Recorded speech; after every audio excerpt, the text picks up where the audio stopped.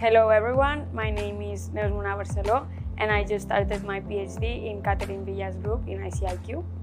My PhD thesis is based on the development of photocatalytic materials for energy and environmental applications using 3D printing technology. Right now we are focusing on water remediation, specifically the elimination of organic pollutants, and since photocatalysts are normally used in powder form, which hinders their recovery from water and also their reusability, we opted for 3D printing this photocatalyst.